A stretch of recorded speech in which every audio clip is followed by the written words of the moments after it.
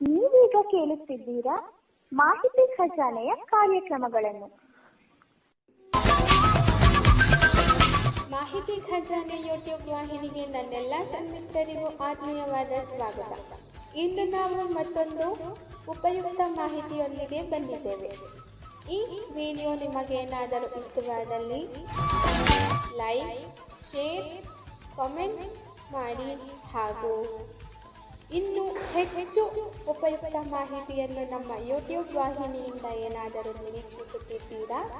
ನಿರೀಕ್ಷಿಸಿದಲ್ಲಿ bell icon ಅನ್ನು click ಮಾಡುವುದರ ಮೂಲಕ ಸಬ್ಸ್ಕ್ರೈಬ್ ಆಗಿ.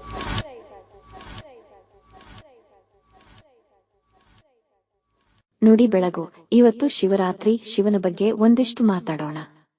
ಒಬ್ಬ ರಾಕ್ಷಸ ಶಿವನನ್ನು ಕುರಿತು ಘೋರವಾದ ತಪಸ್ಸು ಮಾಡಿದ. ಈ ರಾಕ್ಷಸರಿಗೆ ತಪಸ್ಸು ಘೋರವಾಗಿದ್ದರೆ ಮಾತ್ರ ಅದು ಒಳ್ಳೆಯ ತಪಸ್ಸು ಇರಲಿ.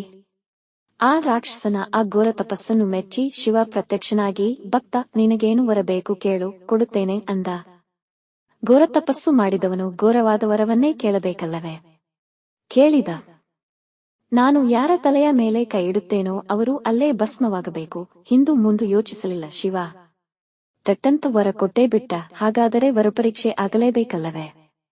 ವರಪರೀಕ್ಷೆ ಅಂದರೆ ಅದಲ್ಲ, ಇದು ಬೇರೆಯವರ ಕೆಲಸ ಮಾಡುವುದೋ ಇಲ್ಲವೋ ಎಂಬ ಪರೀಕ್ಷೆ. ಶಿವನ ತಲೆಯ ಮೇಲೆ ಕೈ ಇಟ್ಟು ಪರೀಕ್ಷಿಸಲು ಅವನನ್ನೇ ಅಟ್ಟಿಸಿಕೊಂಡು ಹೋದ ಆ ರಾಕ್ಷಸ ಭಸ್ಮಾಸುರ.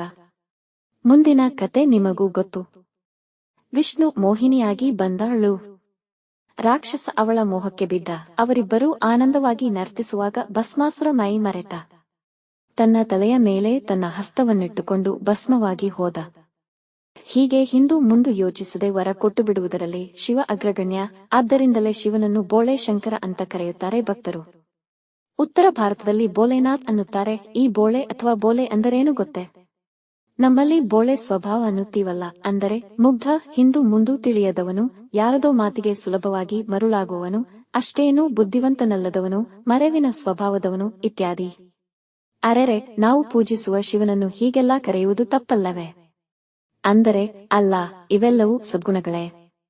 ಮುಗ್ಧತೆ ಕೂಡ ಸದ್ಗುಣವಲ್ಲದಿದ್ದರೆ ನಮ್ಮ ದೇವರನ್ನು ನಾವು ಹೀಗೆ ಕರೆಯುತ್ತಿರಲಿಲ್ಲ. ಬುದ್ಧಿಯ ಪ್ರಪಂಚದಲ್ಲಿ ಬುದ್ಧಿಯೊಂದೇ ಶ್ರೇಷ್ಠ ಎಂಬ ಅಭಿಪ್ರಾಯವಿರುವ ನಮಗೆ ಮುಗ್ಧತೆ ಎಂಥ ದೈವಿಗುಣ ಎಂಬುದು ತಿಳಿಯುವುದಿಲ್ಲ.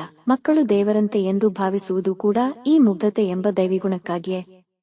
ಯಾರನ್ನು ಪ್ರೀತಿಸಿದರೆ ಅಥವಾ ದ್ವೇಷಿಸಿದರೆ, ಯಾರಿಗೆ ಏನು ಕೊಟ್ಟರೆ ಅಥವಾ ಕೊಡದಿದ್ದರೆ ನಮಗೇನು ಲಾಭ ಎಂದು ಯೋಚಿಸುವ ಬುದ್ಧಿವಂತರಿಗೆ ಈ ಮುಗ್ಧತೆ ಎನ್ನುವುದು ಮೂರ್ಖತನ ಎಂದಷ್ಟೇ ಕಾಣಿಸುತ್ತದೆ. ನಮ್ಮ ಶಿವ ಎಷ್ಟು ಬೋಳೆ ಅಂದರೆ ನಮ್ಮ ಭಕ್ತಿ ಎಷ್ಟು ನಿಜ ಅಥವಾ ಮೋಸ ಎಂಬುದು ಕೂಡ ಅವನಿಗೆ ತಿಳಿಯುವುದಿಲ್ಲ. ನಾವು ಬಿಡಿ ಮೋಸ ಹೋಗುವವರು ಸಿಕ್ಕರೆ ಅವನು ಭಗವಂತನಾದರೇನು? ಸಂತೋಷವಾಗಿ ಮೋಸ ಮಾಡಿ ಫಲ ಪಡೆಯುತ್ತೇವೆ. ಹೌದಾ?